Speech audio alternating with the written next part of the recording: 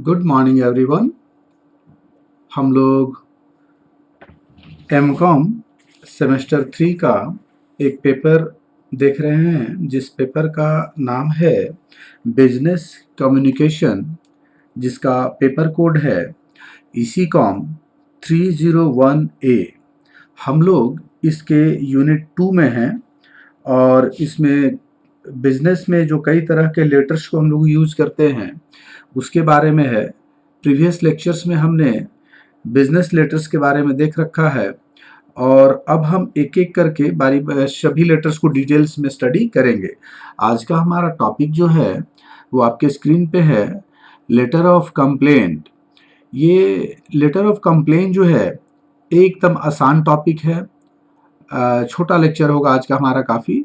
हम लोग ये जो लेटर ऑफ कंप्लेंट है इसके इंट्रोडक्शन पार्ट को देखेंगे, इसके मीनिंग को समझने का प्रयास करेंगे और इसके डेफिनेशन को देखेंगे। छोटा सा बहुत 3 ही टॉपिक को रखे हैं। नेक्स्ट लेक्चर में देखते हैं इसके आगे का जो और कुछ रहेगा तो उसको हम लोग देखेंगे। तो आइए हम लोग समझने का प्रयास करते हैं। सबसे पहले इंट्रोडक्शन पार्ट को देखते हैं।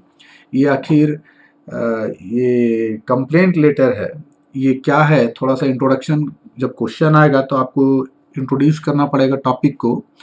कहता है in the modern age the chain of business, जो आधुनिक युग है, कहता है जो the chain of business is not limited to the boundary of the country. ये हम सभी जानते हैं कि आज जो हमारा बिजनेस का जो चेन है वो एक देश तक सीमित नहीं है ना। आज हम लोग फॉरेन में भी बिजनेस करते हैं, मतलब एक देश का जो दायरा है, बाउंड्री है, हम उसको क्रॉस कर चुके हैं।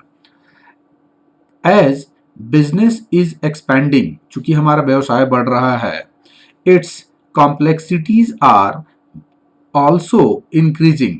आप जानते हैं ना, हम सभी जान रहे हैं कि हमारा बिजनेस जैसे जैसे एक्सपैंड करेगा, विस्तार होगा बिजनेस का, जो उसकी जटिलताएं हैं, बिजनेस में कई तरह की बाधाएं आने लगती हैं, कॉम्प्लेक्सिटीज बढ़ेगा, है ना।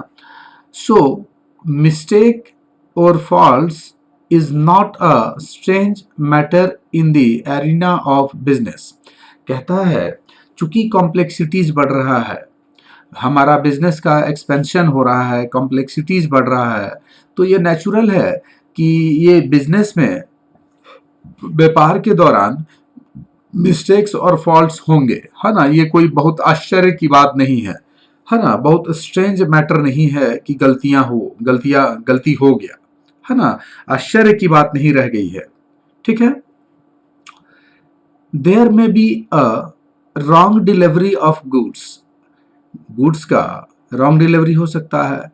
गुड्स शिपमेंट में बी ऑब्सोलीट, ये अप्रचलित गुड्स हो सकता है, पुअर क्वालिटी का हो सकता है, अंडरवेट गुड्स हो सकता है, फॉल्टी पैकिंग हो सकता है, delivery after the specified date, ये जो भी डेट था, जो तय डेट था, हम उसके बाद डिलीवर हुआ गुड्स को। और there may be chance of other damage to the good ship, ये जो गुड शिप किया गया, भेजा गया है, कुछ दूसरे तरह से हो सकता है कि और किसी दूसरे तरह से उसको नुकसान हो जाए, है ना।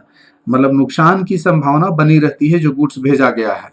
मतलब कई तरह का जो रॉन्ग डिलीवरी हो सकता है, जो गुड शिपमेंट है, हो सकता है कि वो पुराना भेज दिया गया हो, आउटडेटेड हो, है ना, पुअर क्वालिटी का हो, अंडरवेट का हो सकता हो, पैकिंग खराब हो सकता है, जो डेट था उसके बाद डिलीवरी मिल सकता है ना।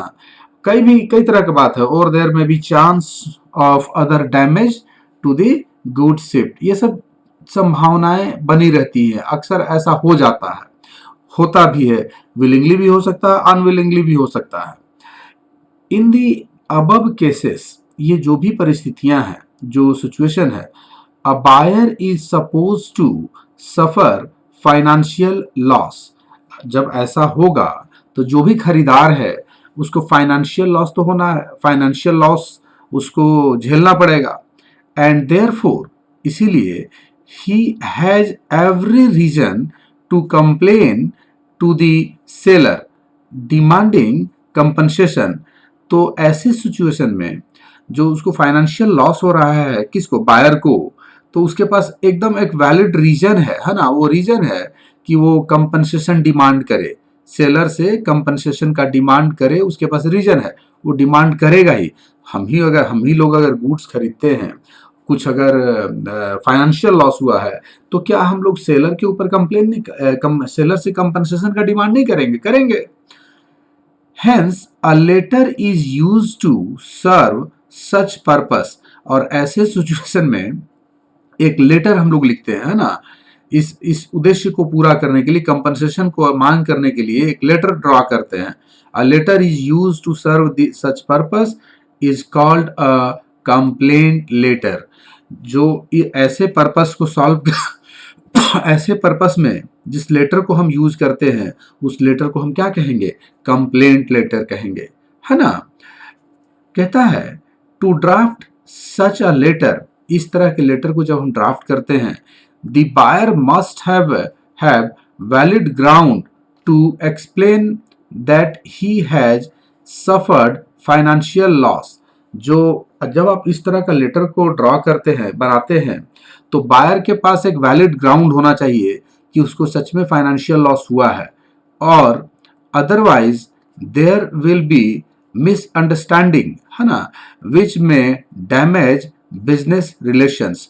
अगर वैलिड ग्राउंड नहीं है और हम लोग क्लेम कर देते हैं, मतलब जस्ट वो बतलाते हैं कि लॉस हुआ है, तो बिजनेस रिलेशन जो है ना, उसको लॉस हो, बिजनेस रिलेशन जो है खराब होगा, डैमेज होगा, बिजनेस रिलेशन को डैमेज होगा, नुकसान पहुंचेगा, है ना। बिजनेस रिलेशन को बनाए रखना चाहिए, मिसअंडरस्टैंडिंग क्रिएट ना हो, तो इसके लिए एक वैलिड ग्राउंड होना चाहिए, है ना। फाइनेंशियल लॉस जो है हुआ है, अगर सच में लॉस हुआ है, तो वैलिड ग्राउंड पे आप उसको उसका डिमांड करें, उसके कंपनसेशन का डिमांड करें। बायर्स रिक्वायर्स स्पेशल केयर, है ना, buyers requires special care with the art of convincing the seller. ये जो बायर्स होते हैं वो रिक्वायर्स स्पेशल केयर, उनका स्पेशल केयर, बायर्स जो होते हैं ना, विक्रेता को समझाने की कला के साथ, मतलब जो आर्ट है, खरीदारों को मतलब क्या है न, कि विशेष देखभाल की आवश्यकता होती है ना। विक्रेता जो है, विक्रेता को समझाने की कला के साथ जो ये खरीदार है ना, उसको विशेष देखभाल की आवश्यकता पड़ती है। बायर्स को स्पेशल केयर का हमेशा आवश्यकता पड़ता है, ठीक है। कहता है clarity and courtesy are important factors. ये दो इम्पॉर्टेंट फैक्टर्स है, ध्यान दीजिएगा, क्लैरिटी एंड कर्टसी, है ना, are important factors to write a letter of complaint. जब आप कंप्लेंट लेटर तैयार करते हैं, तो उसमें क्लैरिटी होनी चाहिए, कर्टसी होनी चाहिए। The complaint letter, the complaint should be made politely, है ना, without showing any sign of anger.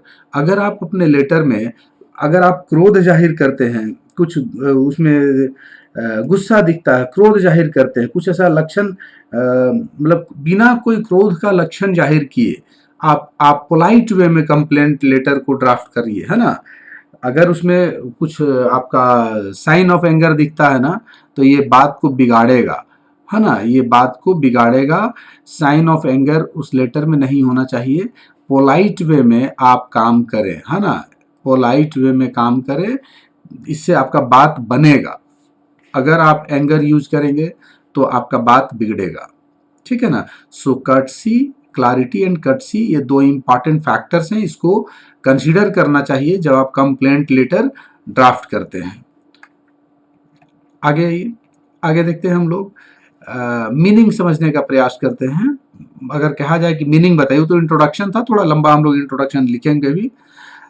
Meaning of complaint letter, ये कंप्लेंट लेटर आखिर क्या है ना। तो कहता है कि ये जो कंप्लेंट लेटर है, a complaint letter is part of written communication. ये जो रिटन कम्युनिकेशन है ना, उसका एक पार्ट है।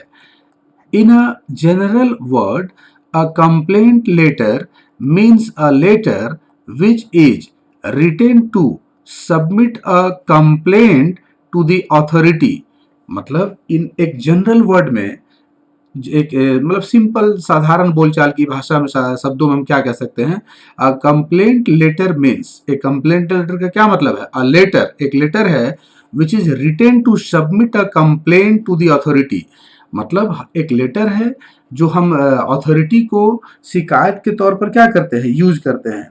मतलब एक एक जनरल वर्ड में अगर बात करें, एक पत्र है जो अथॉरिटी को शिकायत प्रस्तुत करने के लिए लिखा जाता है। जो अधिकारी लोग हैं, जो अथॉरिटी है, उसको उसको हम लोग कंप्लेन दर्ज करने के लिए लिखते हैं। It is it is generally done when another way of the complaint become failure, like phones, emails.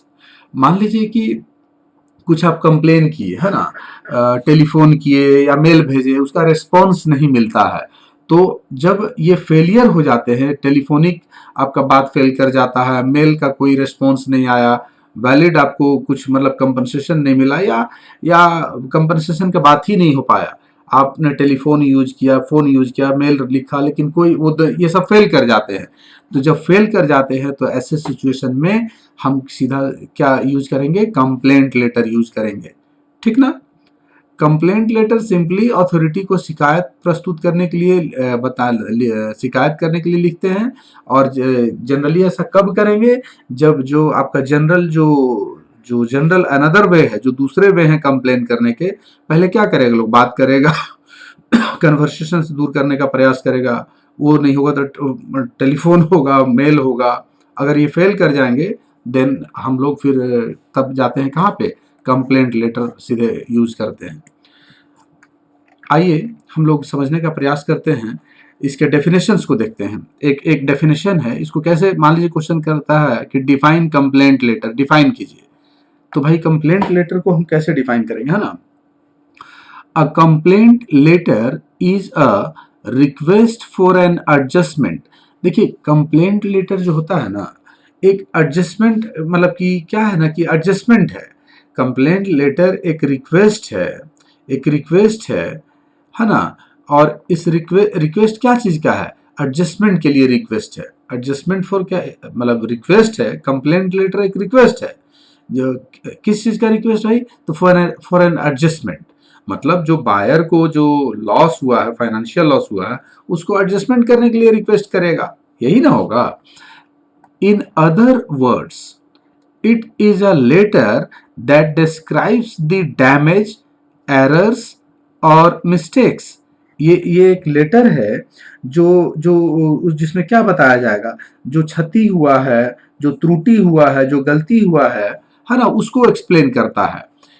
In other words it is a letter, एक लेटर है जो क्या डिस्क्राइब करता है, डैमेज को, एरर्स को, मिस्टेक्स को, that happen to the delivered goods, जो गुड्स की डिलीवरी हुई है उस संबंध में, जो डिलीवर्ड गुड्स के संबंध में जो डैमेज हुआ है, जो एरर है, जो मिस्टेक्स है, उसको डिस्क्राइब करता है ना। And therefore claims for compensation are known to be a complaint letter. कहता है इसीलिए क्लेम्स फॉर कंपनसेशन, है ना, claims for compensation are known to be a complaint letter. तो इस तरह से भी हम लोग डिफाइन कर सकते हैं। कंप्लेंट लेटर दरअसल रिक्वेस्ट है एडजस्टमेंट का। और इन अदर वर्ड्स में क्या कह सकते हैं कि it is a letter that describes the damage, error, mistakes that happen to the delivered goods and therefore complaints for compensation are known to be a complaint letter. तो एकदम सिंपल टॉपिक है, आसान टॉपिक है। Question आ सकता है कि complaint letter से आप क्या समझते हैं, इसके कौन कौन से, मतलब किन किन ग्राउंड पर ये लिखा जाएगा। तो नेक्स्ट लेक्चर में हम बताएंगे कि आखिर क्या रीजन है कंप्लेंट लेटर को लिखने का, है ना। वो नेक्स्ट वीडियो में हमारा आएगा। आज के लिए इतना ही। उम्मीद है कि हमारा लेक्चर आपको पसंद आया होगा, टॉपिक समझ में आ गया होगा। अगर हमारा ये लेक्चर आपको पसंद आया तो प्लीज़ वीडियो को लाइक करें, है ना, कमेंट करें, कमेंट करने के हमारा हौसला बढ़ाएं। और अगर अभी तक आप हमारे चैनल को सब्सक्राइब नहीं किए हैं तो प्लीज़ सब्सक्राइब करें। आप सबों को हमारे साथ लाइव बने रहने के लिए thanks. Have a good day to all.